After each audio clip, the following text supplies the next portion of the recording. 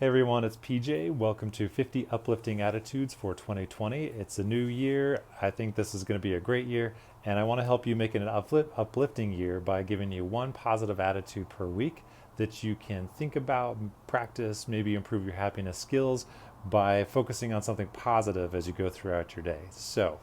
Last week was gratitude. I hope you had some good exercise practicing gratitude. This week is be compassionate. So the attitude is to be compassionate. Now, I really love good quotes. This one is by Jack Cornfield, and he says, "Our sorrows and wounds are healed only when we touch them with compassion." I like that because right off the bat it points out that compassion is a very healing attitude to have. So, just some other thoughts about compassion. What is compassion? Compassion is caring to the point that you actually take action to alleviate suffering, whether that's your own suffering or others. Compassion isn't really compassion unless it includes action. So, thoughts and prayers, those are great. But if you're saying, oh, the poor thing, but then you don't do what you can within your power to help someone or help yourself, it's not really compassion. That's kind of empty empathy. So, compassion, that means caring to the point that you take action.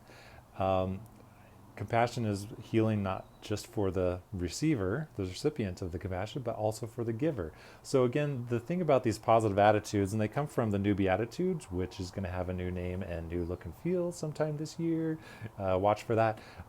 Compassion and having positive attitudes is first and foremost good for you. And when you fill your cup so that you have enough for yourself as far as your thoughts, emotions, energy, then you have the wherewithal to help others. So compassion really should start with yourself.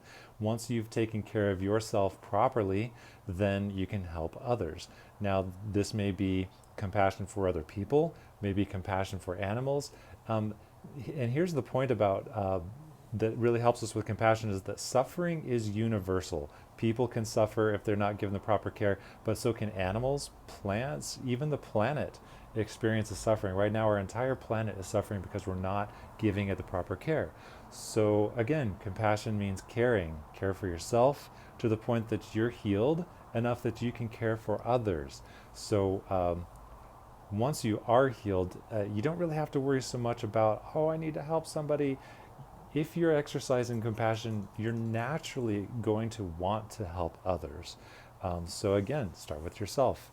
Now, compassion is the key to loving completely.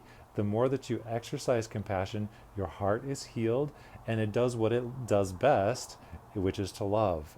And so, as you heal your heart, your ability to love yourself, to love others, is going to grow to the point that I think it's a Bible verse that says, perfect love casteth out all fear. I still believe that. I'm not religious anymore, but I believe that love and fear cannot cohabitate the same space. The more love that you have, the less room there will be for fear in your life. So, love as completely as possible, as fully as possible, as often as possible, and let compassion be the key that helps you to love more completely so that you are happier. Because I believe that love, peace, and joy are all just different ways of describing the same thing.